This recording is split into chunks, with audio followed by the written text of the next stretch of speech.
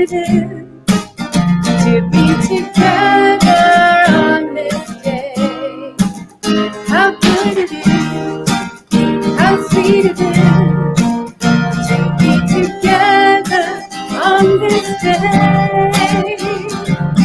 Hine matov u'manayim Shabbat achim gam yachad.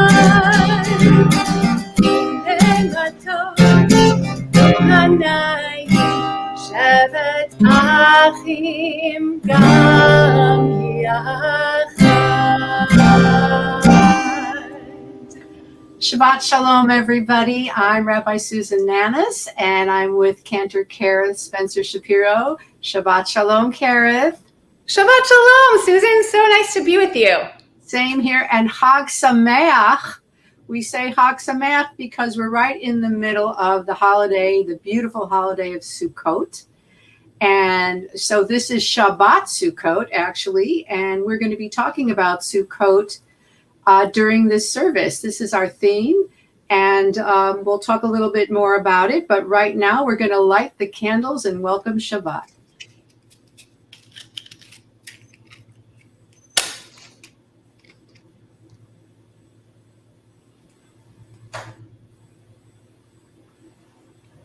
If you would like to bring in the Shabbat, we wave our arms 3 times.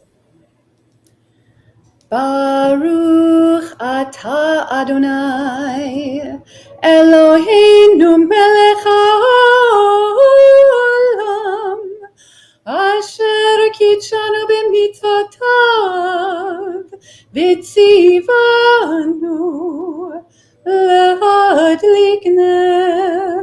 להדליק נר של Shabbat. Shabbat Shalom.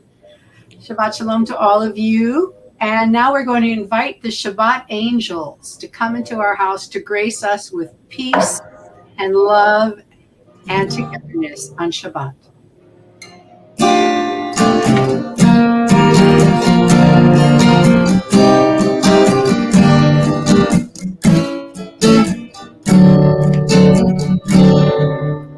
Shalom Aleichem, Shalom Aleichem, Malachei HaSharet, Malachei Elyon, Melech Malachei HaMelachim, HaKadosh, HaKadosh Baruch Hu, Olechem Shalom, Malachei Shalom, Malachei Elyon, Melech Malachei HaMelachim, HaKadosh Baruch Hu. Shalom Aleichem, Shalom Aleichem, Malachei HaSharet, Malachei Elyon, Melech Malachei HaMelachim, HaKadosh, HaKadosh Baruch Hu.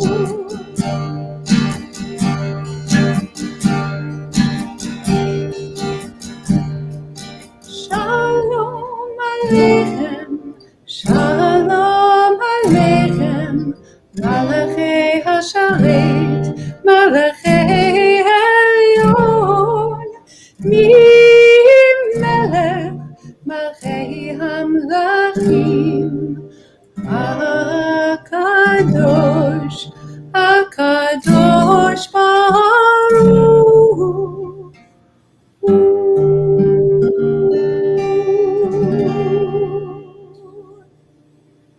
So Sukkot means booths, and it's the sukkah, as we know, is this little fragile domicile dwelling place hut that we build outside our homes, and we are commanded on Sukkot to eat there at least 2 meals, breakfast and lunch, or lunch and dinner, or whatever, to live there for 7 days during the holiday. And this was a time that was called in the Torah Zman Simchatenu, right, Kerith, which means a time of joy. And Yeah. what do we call a celebration when we're all together? A simcha, right? You have a simcha this Absolutely. weekend you're going to, you told me. I do. I'm so excited to be celebrating with some of my closest, oldest friends as their daughter becomes a bat mitzvah. So, Oh, that's beautiful. So that is a simcha. So it's interesting because there's a difference between happiness, which is osher, ashrei, we know that, and sameach or simcha. Happiness is something we could experience alone, or it could be good luck or something that befalls us. But you can just be happy yourself. But a simcha, a joyous event, you need other people. You need to share it with other people. And Sukkot is the ultimate sharing with other people holiday because we invite guests into our house and we feel this connection to each other and to our ancestors, which I'll talk about in a moment. But let's take that feeling of togetherness of Sukkot. Who knows, maybe you're watching this from your sukkah for all we know. And let's chant the Shema.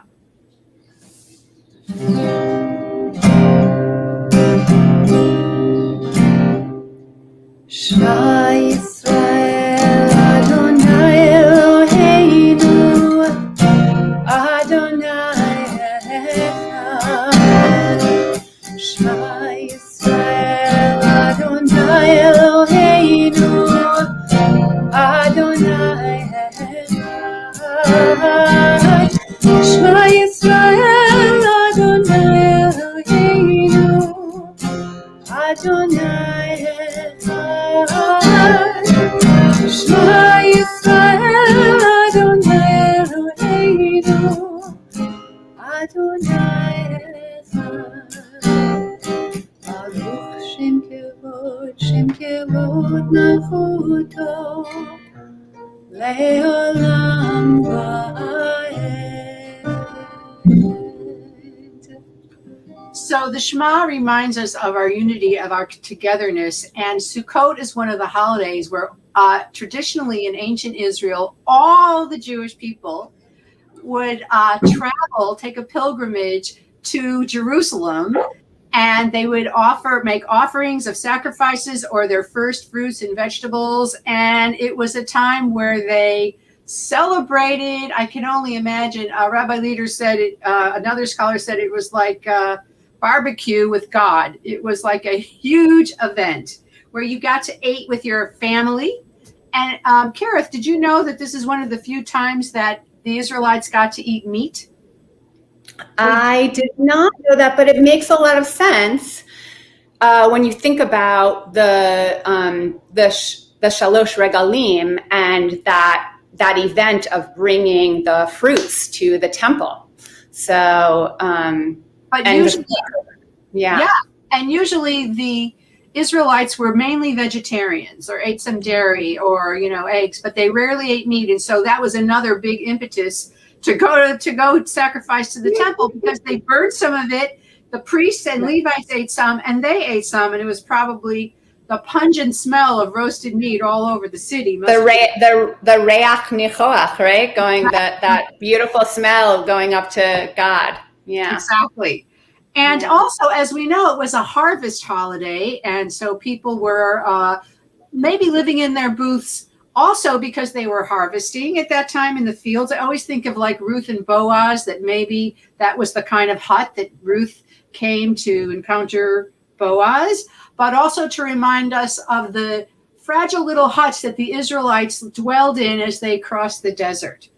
But this harvest holiday was such a big deal that historians say that the pilgrims who saw themselves as the new Israelites when they came to the new world, Thanksgiving was actually a belated Sukkot harvest festival.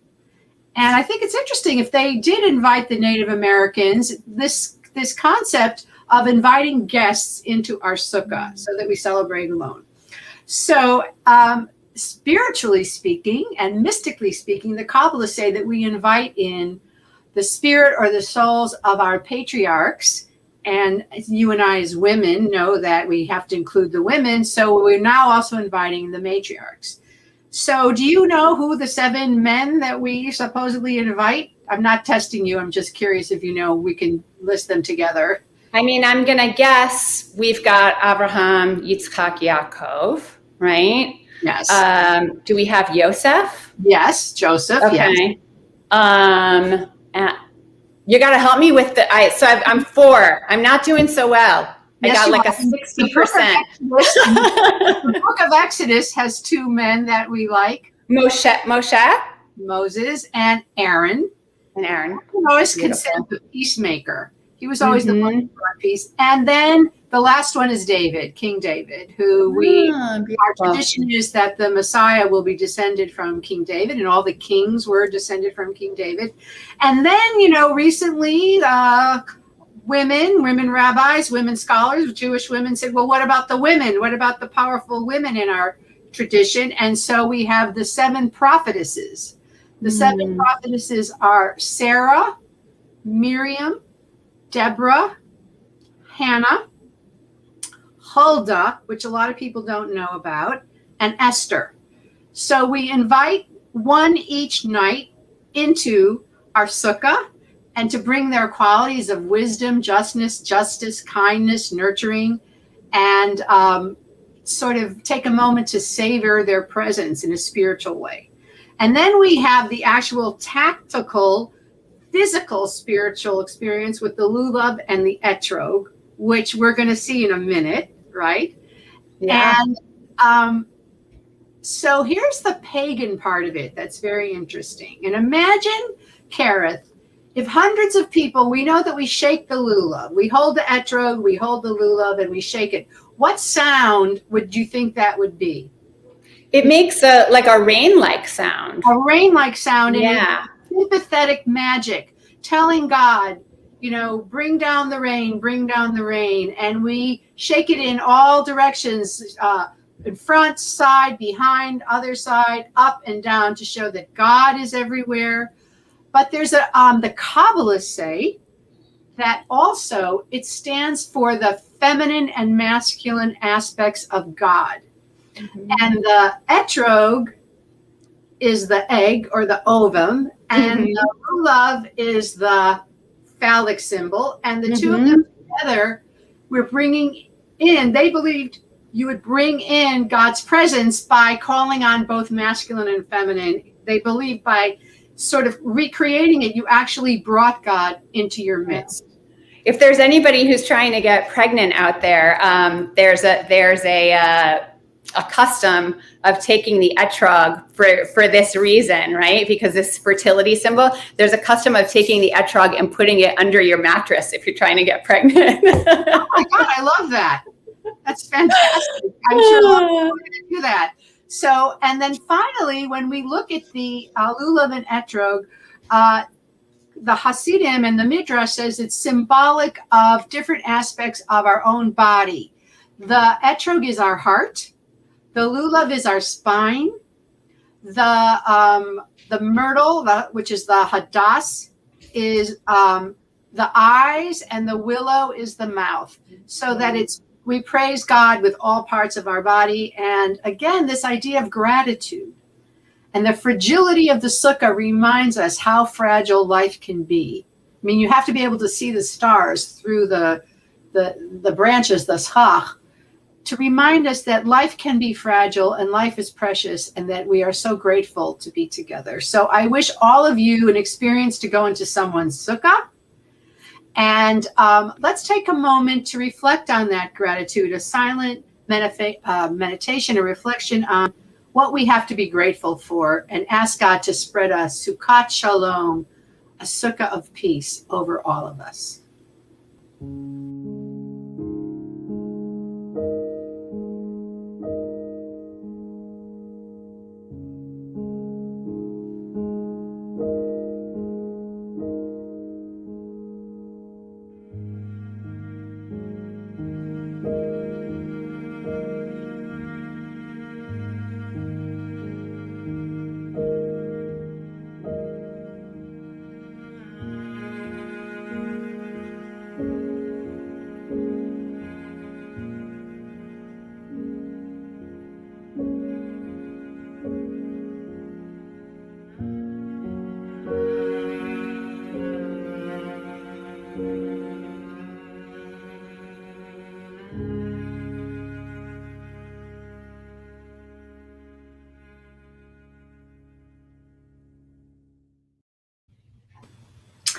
So Cantor-Shapiro is in her sukkah, which is beautiful and lovely.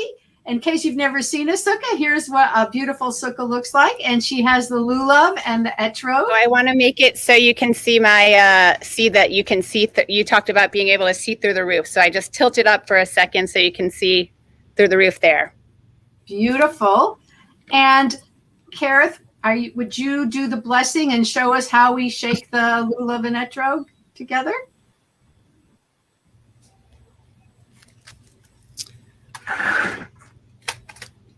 Rabbi Nanus, I'm having difficulty hearing you, but I think you asked me to say the blessing and shake the lulav. Is that right? Yes, correct. Okay. Baruch atah Adonai Eloheinu melech haolam asher kiddushanu b'mitzvotav v'tzivanu al nitilat lulav. Amen.